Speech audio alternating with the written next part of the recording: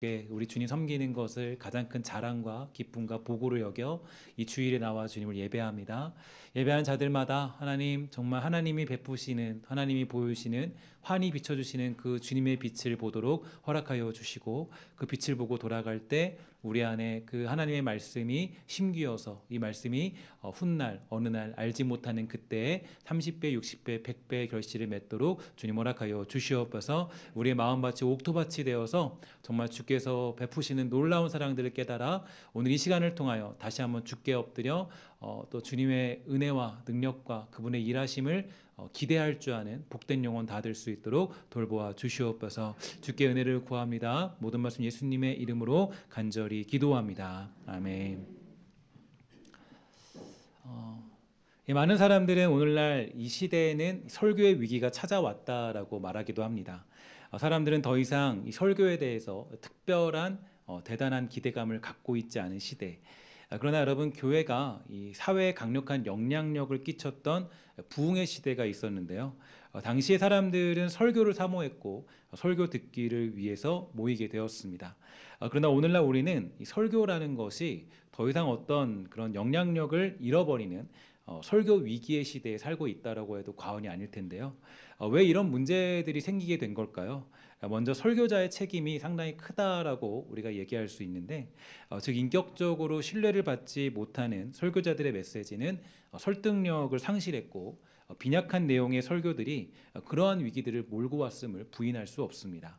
하지만 이 설교가 위기를 맞이하게 된 때는 설교자뿐만 아니라 이 청중들에게도 어느 정도 책임이 있다라고 해도 틀리지 않은 얘기죠.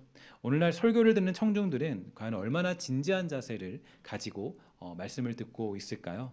듣는 이의 자세는 설교의 질을 결정하는 또 하나의 중요한 요인이 될 수 있는데요. 그래서인지 몰라도 오늘 본문을 통해서 예수님은 이 설교가 영향력을 상실하게 된 중요한 요인이 바로 청중들에게 있다라고 그렇게 말씀하고 계십니다. 왜냐하면 일단 예수님은 완전한 분이시기 때문인데, 이 설교자로서 예수님은 흠이 없고 완벽하게 하나님의 말씀을 뿌리셨지만 그 말씀을 받아들이지 않던 그런 상황에 대해서 예수님의 문제라고 누가 과연 탓할 수 있겠습니까? 지금 예수님은 해안가에 배를 띄운 채 이 비유를 들어서 말씀을 증거하시며 이 청중들은 해안가 육지에서 말씀을 듣고 있었습니다. 하나님 나라의 복음을 듣는 이들이 그들의 삶에서 바람직한 변화의 열매를 맺으려면 무엇보다 진지하게 듣는 자세가 필요하다는 것을 예수님은 역설하셨죠. 결론적으로 4장 9절에 보면 또 이르시되 들을 귀 있는 자는 들으라 이렇게 말씀하시면서 그 듣는 것은 바로 그 사람에게 있다라고 가르쳐주고 있는 것입니다. 그리고 예수님은 다시 한번 제자들에게 이 듣는 태도에 대해서 강조하셨는데, 그것이 어떤 비유로 등장하고 있냐면 바로 길가와 돌밭과 가시밭 그리고 좋은 땅이라는 네 가지의 비유가 등장하고 있습니다. 이 네 가지 밭은 말씀에 반응하는 우리들의 마음을 상징하고 있는데요. 그렇다면 오늘 설교를 듣고 있는 여러분의 마음은 이 네 가지 밭 중에 과연 어디에 속하여 있을까 다시 한번 점검해 보시고 또 다시 한번 생각해 보는 그런 시간을 가져보도록 하겠습니다. 아울러 오늘 이 네 가지 비유에 대한 해석의 중심은 이석호 교수님의 마가복음 주석을 근거로 해서 여러분에게 말씀드리고자 합니다. 첫 번째로 길가와 같은 마음밭 신앙인에 관한 비유가 등장을 하는데요. 이 마음밭은 우선적으로 예수님에 의하여 선포된 말씀과 이적을 통해 보여진 하나님의 아들로서의 신분을 깨닫지 못하고 거부하는 종교 지도자들을 상징하고 있습니다. 예수님은 말씀하시기를 사탄이 그들로 하여금 말씀을 깨닫지 못하게 막았기 때문에 그들은 예수님의 신분과 말씀을 결코 깨닫지 못했다라고 해석해주고 있는데, 우리식으로 말하면 이 사람들은 교회 바깥에 있는 사람들이 아니라 적어도 말씀을 들을 수 있는 기회를 가진 사람들이었다라고 표현할 수가 있겠죠.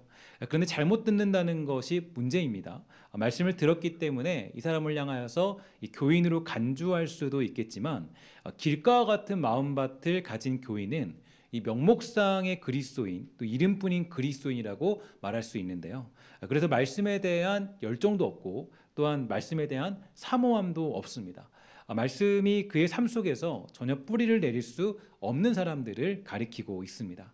심지어 예수님은 길가에 뿌려진 순간 새들이 쪼아 먹어버렸다 이렇게 말씀하시는데, 이것은 곧 사탄 마귀가 즉시 찾아와서 그 말씀을 빼앗아 버렸다는 의미가 되는 거겠죠. 즉 마음의 말씀에 심기기 전에 그 말씀을 사탄이 그렇게 쪼아서 먹어버리고 다 먹어버리는 겁니다. 그러면 이런 사람들은 과연 어떤 사람들을 의미하고 있는 걸까요? 먼저 여기서 보면은 길가라는 것이 등장하는데요. 길가라는 것은 기본적으로 사람들이 오랫동안 다녀서 단단하게 굳어진 땅으로 이 파종하기에는 부적절한 곳이 길가인 곳이죠. 그러니까 길가에다가 어떤 씨앗을 뿌려도 이 씨앗은 절대로 흙에 파묻히지 않고 길가에 그냥 얹혀져만 있습니다. 그러니까 이 씨앗이라는 건 일단 기본적으로 흙 속에 묻혀야만 싹을 내는 법인데 이 그 길가에 뿌려진 씨앗은 뿌려진 상태 그대로 뒹굴게 되어 있어서 거기서는 열매를 기대하기가 어렵습니다. 그러므로 길가와 같은 사람들은 시간에 따라 생겨난 고정관념이나 이 전통들에 빠져서 예수님이 전하신 어떤 복음을 받아들이지 못하는 사람들을 의미하고 있는 것입니다. 그러니까 예수님을 배척하게 된 가장 큰 이유도 바로 여기에 있는데 그들 앞에는 쉽게 허물어지지 않는 고정관념들이 자리하고 있어서 결국 예수님의 능력을 보아도 그것을 마음 깊이 심어두지 않았다라는 거죠. 이와 같이 대개의 고정관념들, 그러니까 신앙의 전통이나 어떤 그런 것들이 우리에게 많은 유익을 줄 때도 있겠지만 일단 기본적으로 이 성경에서 제시하고 있는 내용들을 보면 이런 부분들이 크게 인생에 있어서 도움을 줄 수가 없다라고 강조해주고 있습니다. 그것은 도리어 암초와도 같아서요. 이 변화라는 걸 거부하게 되죠. 그러니까 복음은 사실 변화이고 매일같이 개혁되는 삶이 복음 아니겠습니까? 그런데 이런 어떤 이 고정관념들이 있으면 변화라는 것을 거부하고 아무리 하나님의 명령이어도 듣지가 않게 되죠. 인간은 하나님 말씀 앞에서 개혁되어야 될 존재라는 걸 우리는 늘 배웠습니다. 그런데 인간은 그런 존재이기 때문에 또 부패한 존재이기 때문에 이런 개혁들이 필요한데 그 말씀을 쫓아 따르는 것은 이 무조건적인 변화의 시작점이 되죠. 즉 하나님이 말씀하시는 것은 이 부모의 말을 듣는 어린아이의 심정으로 수용해야 되는 것이 우리가 말씀을 결실을 맺는 방법이 됩니다. 그래야 열매를 맺고 하나님 보시기에 합당한 존재로 살아갈 수가 있게 되는 거겠죠. 이러한 사람들에게 예수님은 마태복음 22장 28절부터 29절에서 이렇게 표현해 주셨는데 이렇게 말씀하십니다. 그런즉 저희가 다 그를 취하였으니 부할 때의 7 중에 네 아내가 되리이까. 예수께서 대답하여 가라사대 너희가 성경도 하나님의 능력도 알지 못하는 거로 오해하였도다. 즉 너희들에게 고정관념과 전통이 나의 복음을 받아들이지 않도록 만들었다. 이렇게 말씀하고 계신 것입니다. 오늘 혹시 하나님의 말씀을 따르지 못하게 만드는 고정관념들이 있습니까? 그러면 그것을 우리는 주의 말씀 앞에 버릴 필요가 있는데요. 일단 이스라엘 백성들이 출애굽할 때 그들은 40년이라는 시간을 광야에서 보내게 되었습니다. 왜 하나님은 그들을 이 광야에서 그렇게 오랫동안 살게 하셨을까? 바로 오랜 시간 동안 노예로 살아가면서 살아가던 노예 근성을 하나님이 다 깨트리고 무너뜨리시기 위해서 40년이라는 시간을 허락해 주신 거겠죠. 노예 근성을 가진 이스라엘 백성들은 뭐가 없냐면 기대감도 없고 소망도 없는 사람들이었습니다. 그렇기 때문에 이적을 보아도 쉽게 잊어버리고 조금만 문제가 생겨도 불평만 하는 모습을 보이게 되죠. 그런 노예 근성으로는 절대로 하나님께서 주신 땅을 차지할 수 없기 때문에 하나님은 40년의 시간을 통해서 노예 근성을 가진 사람들을 보내고 소망과 기대감으로 가득 찬 백성들로 하여금 가나안 땅을 차지하도록 허락해 주십니다. 오늘 이 자리에 보면 우리들도 혹여라도 이 고정관념과 노예 근성을 가지고 있다면 그 모든 것들을 버리고 하나님의 일하심을 기대함으로 이 변화를 꿈꾸는 저와 여러분 우리 신성의 모든 권속되기를 주의 이름으로 간절히 부탁을 드리겠습니다. 두 번째로 우리가 볼 수 있는 대목은 이 돌밭에 뿌려진 신앙인을 예를 들고 있는데요. 이 돌밭에 뿌려진 신앙인들은 순간적으로 말씀을 듣고 예수님을 따르지만 그 속에는 믿음이 없기 때문에 이 환난이나 박해가 일어나면 즉시 넘어지는 그런 제자들을 상징해주고 있습니다. 대표적으로 이제 베드로라는 사람을 꼽을 수 있겠죠. 그는 예수님께서 부르실 때 즉시 응답하고 따랐고 다른 자들과 달리 하나님 나라의 비밀을 알 수 있는 특권을 부여받은 사람들이었습니다. 그러나 돌밭과 같이 마음이 굳어져서 예수님의 말씀과 이적을 깨닫지 못하고 생명을 위협하는 이 풍랑 가운데서 이 불신앙적인 모습을 보이게 되었는데요. 일단 심지어 이 돌같이 굳어진 마음 때문에 예수님의 순환과 죽음을 이해하지 못하고 그 사실을 배척하려 할 뿐 아니라 결국에 훗날 예수님의 고난의 현장에서 두려워 떨면서 예수님을 부인하고 도망치고 말았습니다. 즉 여기에 속한 사람들은 누구냐면 처음에는 자신이 가진 재산과 이 가족들을 뒤로하고 열정적으로 예수님을 따르지만 예수님께서 체포당하셨을 때 그를 뒤로하고 도망쳐버리는 사람들을 의미해주고 있죠. 그래서 예수님은 이 비유를 해석하시면서 16절과 17절을 보니까 이렇게 말씀해 주셨습니다. 그 속에 뿌리가 없어 잠깐 견디다가 말씀을 인하여 환난이나 핍박이 일어나는 때에 곧 넘어지는 자다, 이렇게 강조해주고 있습니다. 실제로 이제 제가 뭐 가보진 않았지만 일단 이스라엘에는 이 돌밭이 많이 있다라고 알려져 있어요. 그래서 그 땅에는 이 석회석이 매우 많이 있는데 이런 곳에는 식물이 깊이 뿌리를 내리지 못하고 당연히 열매도 맺지 못하는 게 사실입니다. 즉 처음에는 이 말씀에 대해서 이 동의도 하는 거예요. 말씀이 맞다, 옳은 것 같다라고 얘기하죠. 그러나 함께 지내면서 간증도 해요. 간증도 하고 화려하게 이 사람이 등장을 하게 되지만 이 돌밭교인은요, 어느 날 갑자기 휙 사라진다는 거예요. 그러니까 왜냐하면 이것이 돌밭교인들의 대표적인 모습인데 왜 사라졌는지 나중에 알아보면 정말 사소하고 큰 문제가 아닌 경우가 많이 있게 되죠.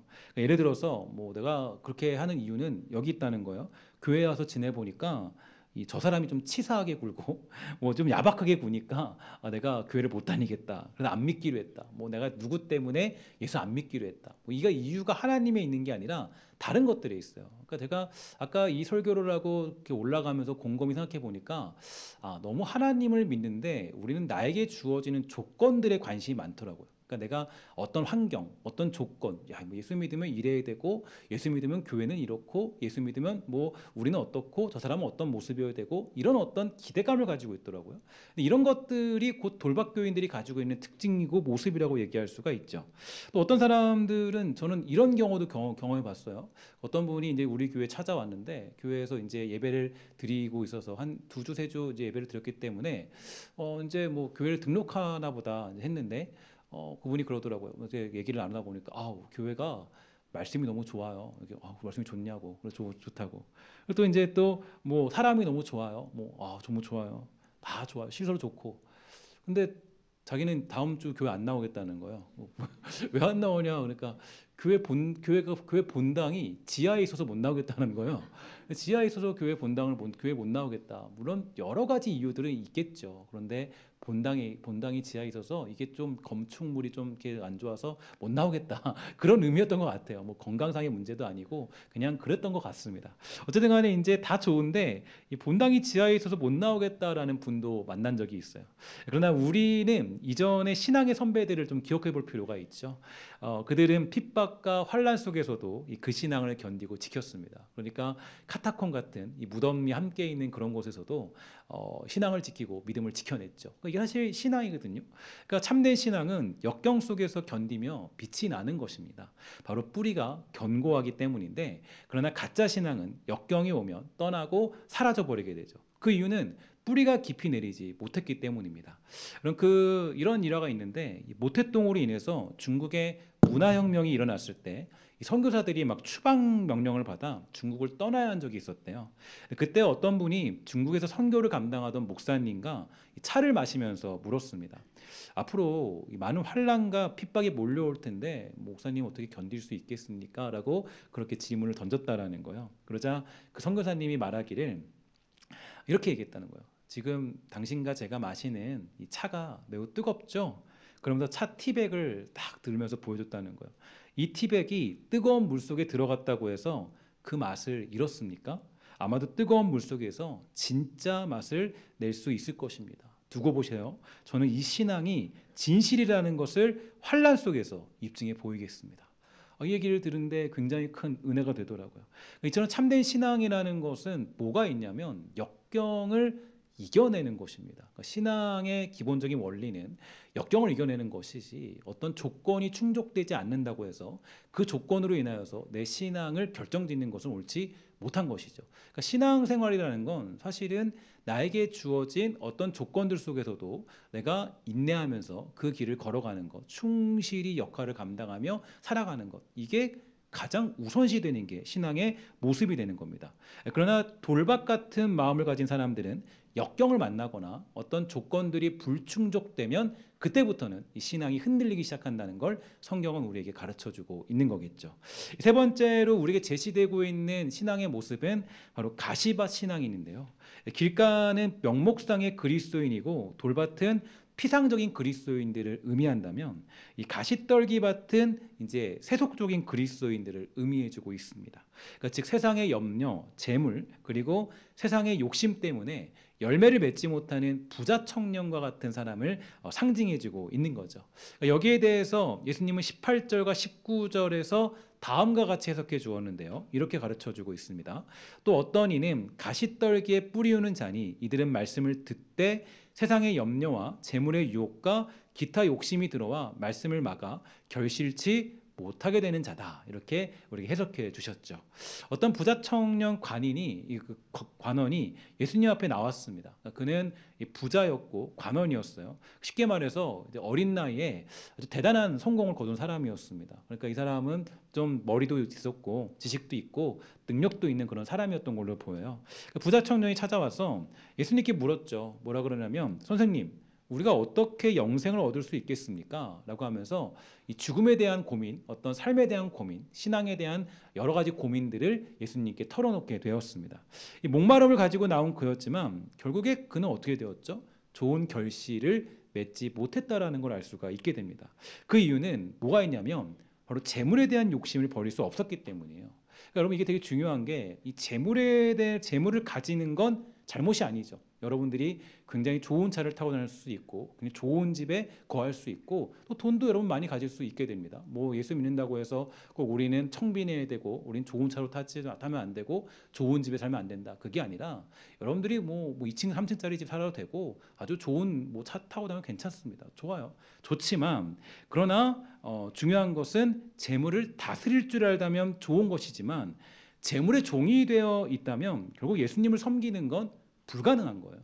이게 여러분 이게 두 주인을 섬길 수 없다라고 얘기하지 않습니까? 그러니까 예수님을 적당히 섬기는 건 불가능하다라고 얘기할 수가 있게 되겠죠. 그래서 이 재물을 가리켜서 뭐라 그러냐면 맘몬이라고 말합니다. 그러니까 맘몬이란 어떤 단어로부터 시작했냐면 나는 믿는다라는 단어로부터 시작하는데 즉 재물을 소유하는 것은 잘못된 것이 아니지만 재물을 믿기 시작하는 것은 잘못이 됩니다. 그러니까 이게 이제 여러분 우리가 믿음에 대해서 잘 혼동하지 말아야 되는 게 이 뭐 그냥 뭐 예수 믿으면 가난하게 살아야 돼 이게 아니라 재물의 노예가 되는 것이 아니라 재물의 주인이신 하나님이 나에게 맡겨 주셨으니 청지기처럼 그 재물을 사용하는 것은 굉장히 중요한 방법이 되는 거겠죠. 어떤 사람들은 돈을 벌게 되면 인생이 바빠지기는 하지만 꾸준하게 그리고 여전히 자신의 시간과 삶과 물질을 들이며 주께 헌신하기를 기뻐합니다. 반면에 어떤 사람들은 바빠지니까요.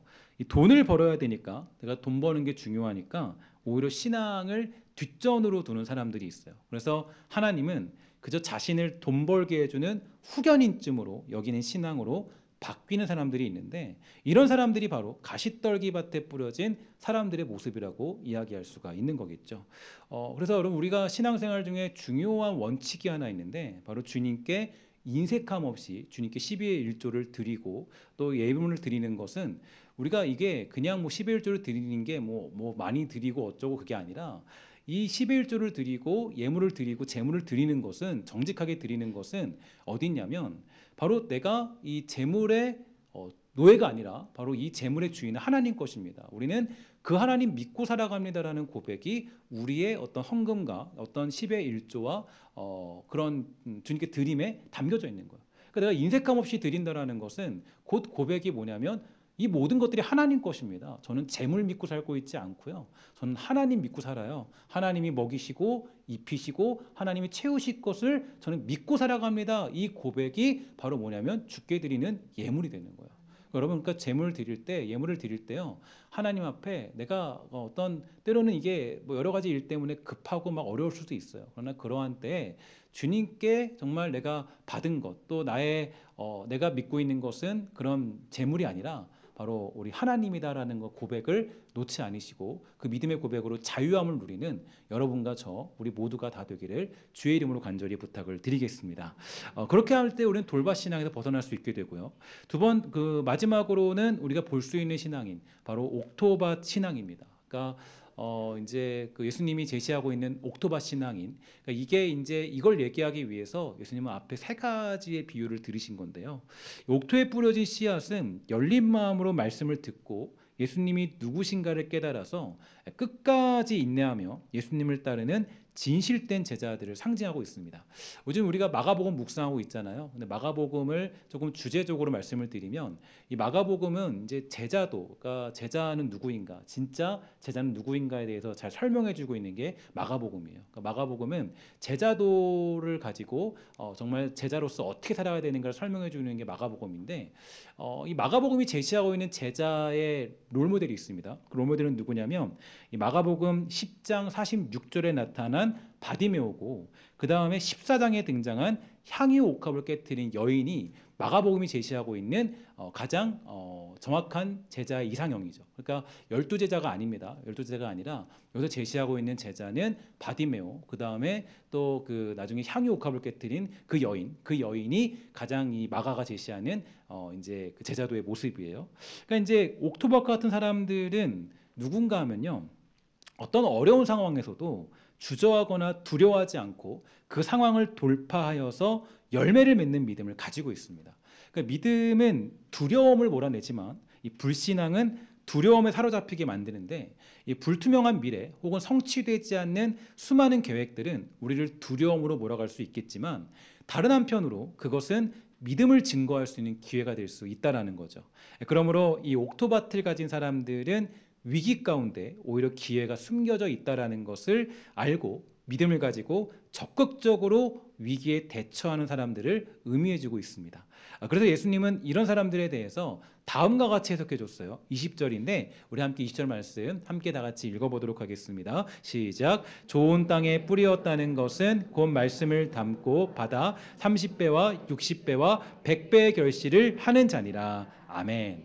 여기를 보면 이 말씀만 보면 이 옥토밭이 어떤 걸 상징하는지를 다 알 수는 없어요. 그럼 옥토밭이 과연 어떤 거를 상징하고 있느냐? 이제 여기에 대해서 이 다른 복음서, 즉 누가복음을 보면 다음과 같이 표현해주고 있는데요. 우리 함께 다 같이 읽도록 하겠습니다. 시작. 좋은 땅에 있다는 것은 착하고 좋은 마음으로 말씀을 듣고 지키어 인내로 결실하는 자니라. 아멘.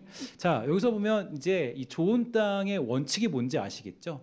그러니까 예를 들어서 우리가 뭐 흙이라고 하면 흙에는 여러 가지 그 물질적인 요소가 있겠죠. 뭐 여러 가지 것들이 다 있을 텐데 거기서 이제 우리 신앙에서 옥토밭이라고 한다면 그 옥토밭을 구성하는 요소 중에 가장 중요한 요소를 예수님은 뭘로 꼽았냐면 인내로 꼽았다는 거예요. 그러니까 지킨다라는 것은 그냥 내가 오늘 말씀을 지켰어, 오늘 내가 뭐 주의를 지켰어, 이게 아니라 지킨다라는 의미는 인내하면서 주의 말씀을 지키며 평생을 살아가는 것을 의미하고 있습니다. 그러니까 인내라는 구성 요소가 곧 옥토밭의 가장 기본적인 요소가 되는 거예요. 그러니까 내가 인내하며 살아갈 때, 내가 스펙타클하고 굉장히 대단한 것들을 지금 당장 막 만들어내지 못한다 할지라도 매 주일같이 여러분들이 예배드리는 이 모습, 인내하면서 여러 가지 어떤 예배를 드리고 여러분들이 그 자리를 지키고 충성하고 살아가는 것, 대단한 일이 일어나지 않잖아요. 그런데 그것들이 어느 날 어떤 순간에 하나님의 나라를 완성하는 가장 중요한 방법이 된다는 거예요. 하나님 말씀이 딱 떨어졌을 때 인내라는 토양을 가진 사람들은 그게 어느 날 어떤 순간에 그렇게 발화되어서 또 열매를 그 씨앗이 발화되어서 자라나고 또 가지를 내고 열매를 맺게 되는 기적을 보게 된다는 겁니다. 그러니까 이게 여러 가지 상황들이 있고 문제가 있고 풍랑이 있어도 인내를 가지고 기다리는 사람들, 이 사람들을 가리켜서 곧 옥토밭 신앙인이다라고 성경은 강조해주고 있죠. 그 어머니가 자녀를 낳기 위해서는 몇 달의 시간이 필요하죠? 몇 달이죠? 10달의 시간, 9달 이상 10달의 시간이 필요하죠. 그 10달의 시간 동안 만만치 않은 인내가 필요합니다. 인내가 없다면 자녀를 낳을 수도 없을 뿐 아니라 그 아이를 양육하는 것도 불가능하죠. 그러니까 자녀를 둔 부모에게는요, 가장 요구되는 것은 아마도 인내라고 얘기할 수 있습니다. 그러니까 인내를 가지고 기다리면 자녀는 태어나고 성장하죠. 그리고 인내하면서 자녀들을 가르치고 양육하다 보면, 여기서 꼭 인내가 반드시 필요하죠. 그렇죠? 자녀 키우다 보면 화날 때도 있고 내쫓아버리고 싶을 때도 있고 막 그럴 때도 있잖아요. 근데 그 많은 순간들 속에서도 인내하면서 기다리면 그 몇십 년 동안의 시간을 통해서 내가 누리는 기쁨과 즐거움들이 있어요. 그러니까 인내하는 시간들이 이제 이게 인내로만 얻게 되는 기쁨이 있다는 거죠. 그러니까 요즘에 이 출산율이 적은 이유가 어딨냐 생각해 보면 사실은 이 부분을 잘 이해하지 못해서 그런 것 같아요. 그 자녀를 낳았을 때 그 뭐 정말 시간이 지나면서 이 아이가 주는 유익들 10년, 20년, 30년, 40년 지났을 때 얻게 되는 유익들, 그게 뭐 꼭 행복하다고 얘기할 수는 없잖아요. 매일이 행복하고 즐겁진 않잖아요. 그러나 그 어떤 인내할 때 얻어지는 기쁨들, 그게 있잖아요. 그런 기쁨들을 누리는 게 곧 인내가 주는 유익이라는 거예요. 하나님 말씀도 이와 같아요. 그 말씀을 받는 것만으로는 성경이 말하는 진정한 기쁨을 얻을 수 없어요. 그냥 하나님 말씀 들었다, 기쁨을 누린다? 불가능합니다. 그 말씀을 들어서 잠시 만족함으로 진정한 평안을 얻는 것은 불가능해요. 그러니까 진정한 기쁨과 평안은 바로 그 말씀을 지키며 살아가는 인내를 가질 때입니다. 말씀의 씨앗은 30배, 60배, 100배의 결실을 맺는 능력이 있다라고 얘기하는데, 이게 여러분 되게 중요한 게 왜 이런 게 강조가 되냐면 하나님의 말씀에는 아무런 문제가 없다라는 걸 얘기해 주고 있어요. 그러니까 하나님 말씀이 떨어지면 그 말씀이 흙에만 잘 심기면, 제대로 심기면 무조건 이거는 30배, 60배, 100배의 결실을 맺게 되는 겁니다. 그러나 이게 만약에 다른 좀 좋지 않은 토양에 심기면 이 씨앗이 문제가 아니라 이 토양이 문제이기 때문에 이 토양으로 말미암아 30배, 60배, 100배 결실을 맺지 못하게 되는 거죠. 그런데 30배, 60배, 100배의 결실을 맺는 방법이 하나 있다면 인내하면서 충성하며 살아갈 때, 그때 바로 이 하나님이 주시는 놀라운 축복의 결실들을 맞이할 수 있게 되는 것입니다. 그래서 여러분, 우리가 중요한 건 하나님께 왜 기도해야 되냐면, 기도하는 게 그저 뭐 하나님 뭐 주세요, 뭐 기도할 수 있겠죠. 그러나 더 중요한 건 하나님께 이렇게 기도해야 돼. 하나님, 나에게 힘든 일이 있어도 인내하며 주를 사랑하고 정말 주께 엎드려 예배하는 그런 마음 주세요. 이게 우리가 간구해야 될 마음이고 기도예요. 무엇을 위해 기도해야 되느냐 묻는다면 가장 중요한 건, 하나님, 이런 상황에 여러 상황들 속에서도 내가 인내하면서 어디 주의 말씀만 바라보며 기도할 수 있는 마음, 또 내가 예배할 수 있는 마음, 믿음 지키며 살아가는 마음 나에게 주세요. 이게 우리가 기도하는 그런 이유가 되는 거예요. 인내를 가지고 주어진 자리에서 기다릴 때 그때 뭐가 있느냐, 우리에게 뿌려진 씨앗이 열매를 맺게 되는 거겠죠. 예수님께서는 고난을 받으신 후에 사도들에게 자신의 모습을 보여주십니다. 그리고 여러 가지 방법으로 자기가 살아계시다는 걸 증언해 주셨는데, 예수님은 40일 동안이나 이 사람들에게 나타나셨어요. 그리고 하나님의 나라에 관해서 가르쳐 주십니다. 어느 날 예수님께서는 사도들과 함께 식사를 하시다가 이런 말씀을 하셨어요. 예루살렘을 너희 떠나지 말고 내 아버지께서 약속하신 선물을 기다려 줄래? 이 약속의 내용은 내가 전에 말했고 너희가 들었던 거야. 그리고 너희는 얼마 안 있어서 성령으로 세례를 받을 거야. 말씀해 주셨어요. 이때 예수님의 부활을 목격한 사람이 몇 명쯤이었다고 성경이 얘기하죠? 500명이었다. 500명 정도 되었다라고 성경은 증언하고 있고, 여러 가지 소문과 상황들에 의하면 예수님의 부활 소식은 급속히 전파되었을 것이지만, 이 당시만 해도 예수님의 부활을 언급하거나 이야기하면 순교당할 각오를 해야 하는 그런 시대였기 때문인지도 모르겠지만, 이 마가의 다락방에 남아있는 사람은 오직 120명 뿐이었습니다. 예수님의 부활을 목격했던 다른 사람들은 다 어디 갔을까요? 이들 중 많은 사람들은 길가, 돌밭과 가시밭과 같은 마음밭을 가진 사람들이었고, 오직 120명은 말씀을 지키어 기다리며 인내하면서 성령을 기다린 그런 사람들이었던 것입니다. 그러니까 500명 중에서 약 120명만 남았다라는 건 결국에 인내하지 못한 사람들, 그러니까 말씀이 떨어져서 이 돌밭과 가시밭과 또 길가에 떨어진 사람들은 그 사람들은 모두가 다 그 모든 것들을 다 잃어버리고 결국에 그 말씀을 지키지 못했다라는 것을 볼 수가 있습니다. 그리고 결국 인내하면서 120명을 통하여서 놀라운 일이 일어나게 되었다라는 거죠. 성령께서 그들에게 역사하셨고 성경의 예언대로 이 120명의 사람들은 120명의 사람들에게는 자녀들은 예언하고 젊은이들은 환상을 보고 늙은이들은 꿈을 꾸는 일들이 일어나게 된 것입니다. 이게 바로 우리에게 주어지는 메시지인데요. 여러분, 우리가 이 120명의 사람으로 살아가기 위해서는 무엇보다 인내라는 것이 더 중요하다는 것을 기억할 필요가 있게 되는 대목입니다. 사랑하는 여러분, 오늘날 이 시대는 더욱이 말씀을 지키기 힘들고 어려운 시대에 살고 있습니다. 말씀보다 더 좋아 보이는 것들이 많이 있고요. 이 말씀으로 살면 실패할 것이라고 사단은 우리에게 겁을 주게 되죠. 이뿐만 아니라 정치, 경제, 사회 그 모든 것들이 말씀을 지키는 것이 더욱 힘든 시대에 살고 있습니다. 그러나 아무리 이러한 상황 속에서도 인내하며 그 말씀을 지키며 살아가면 우리는 승리하는 그날이 다가오는 것을 믿는 우리가 되기를 주의 이름으로 간절히 부탁을 드립니다. 여기에 대해서 디모데후서 3장 10절부터 17절까지는 이렇게 우리에게 가르쳐주고 있습니다. 우리 좀 길지만 함께 다 같이 읽어보도록 하겠습니다. 시작. 나의 교훈과 행실과 의향과 믿음과 오래 참음과 사랑과 인내와 박해를 받음과 고난과 또한 안디옥과 이고니온과 루스드라에서 당한 일과 어떠한 박해를 받은 것을 내가 과연 보고 알았거니와 주께서 이 모든 것 가운데서 나를 건지셨느니라. 무릇 그리스도 예수 안에서 경건하게 살고자 하는 자는 박해를 받으리라.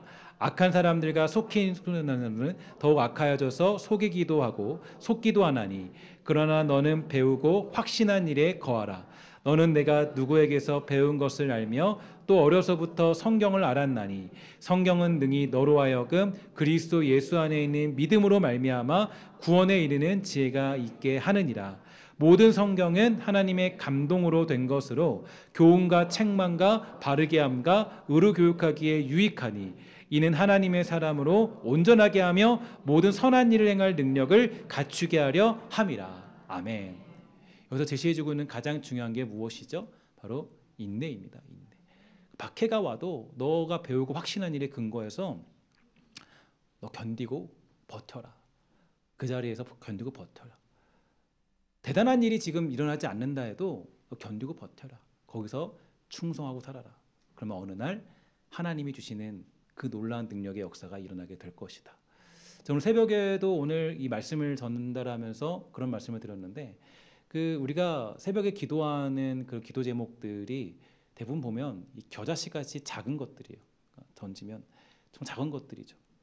겨자씨는 너무 작습니다. 잘 보이지도 않는다 그래요. 겨자씨 같은 작은 것들이에요. 탁탁. 근데 그게 어느 날 어떤 순간에 이게 맺혀져요. 근데 뭐 10년, 20년 지났을 때. 그러니까 10년 동안 기도해도 응답받지 못할 수도 있어요. 그러나 여러분들이 고백했던 그 겨자씨 같은 믿음의 고백들이 어느 날 너희들은 인내하면서 지키며 살아가면 어느 날 그 기도의 제목들이 이루어지는 것이에요. 이게 바로 우리가 인내하며 살아가는 이유가 거기에 있습니다. 겨자씨는 정말 작지만 이 다음 비유에 보면 뭐라 그래요? 나중에 보니까 이 겨자씨가 나중에 다 이렇게 맺혀지면 거기에 새가 깃들 정도로 엄청난 나무가 된다. 그리고 그 나무가 되어서 어떤 그 하나님 나라의 영광이 이루어질 것이다. 그러니까 너희들 포기하지 말고 뭐 해라? 주어진 자리에서 충성하며 예수 믿고 사는데 아무리 박해가 있고 아무리 여러 가지 일들을 만난다 할지라도 두려워하지 말고 그 자리를 지키며 살아라. 이게 하나님이 주시는 우리에게 도전적인 메시지가 되는 것이에요. 사랑하는 여러분 정말 축복하는 것은 우리 모두가 정말 인내하며 살아가는 복되고 아름다운 주의 백성들 다 되시기를 주의 이름으로 간절히 부탁을 드리겠습니다. 여러분 주어지는 자리에서 말씀이 맺혀진다는 것을 포기하지 마시고 여러분 정말 우리 안에 있는 가시와 돌과 굳어버린 마음을 성령의 능력으로 기경한다면 능히 우리는 30배, 60배, 100배의 결실을 맺는 말씀의 능력을 목도하게 될 것입니다. 이 마지막 때에 사랑하는 우리 모두가 인내하여서 말씀으로 승리하는 옥토바 성도가 다 되기를 주의 이름으로 간절히 소망합니다. 기도하겠습니다. 하나님 감사합니다. 우리를 불러주셔서 우리가 이 땅 살아갈 때 부족함 없이 채우시는 하나님의 은혜를 사모하는 주의 백성입니다.